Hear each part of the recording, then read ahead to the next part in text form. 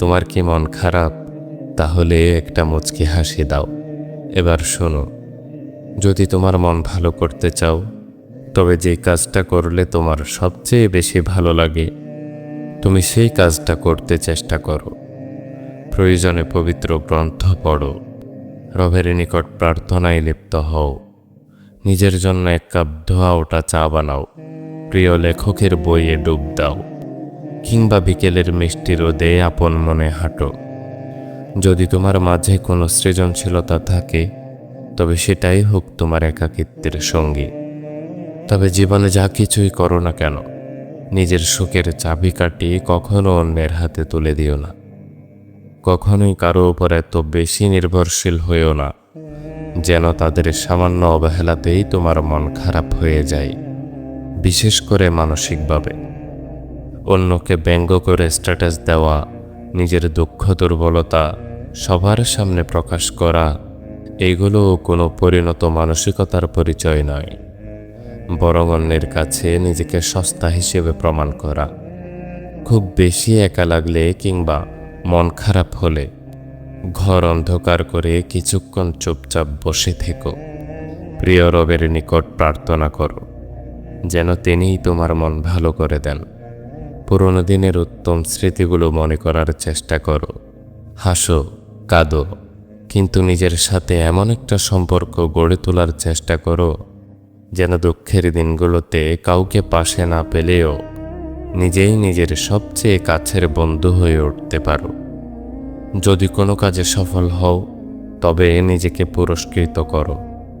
যদি ব্যর্থ হও, নিজের সাথে একটু অভিমান করো, কিন্তু কখনো হাল ছেড়ে দেবে না।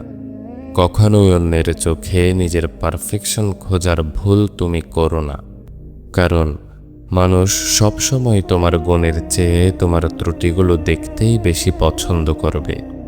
তুমি যদি পারো, সেটাই যথেষ্ট। একা বসে খাওয়াটা স্বাভাবিক মনে করো, নিঃসঙ্গ সময় কাটানোটা যেন তোমার হাস্যকর না লাগে।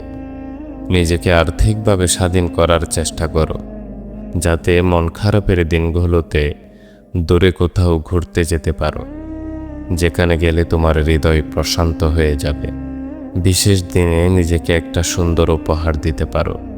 সুবিধা বঞ্চিত শিশুদের নিয়ে আনন্দ ভাগাভাগি করো।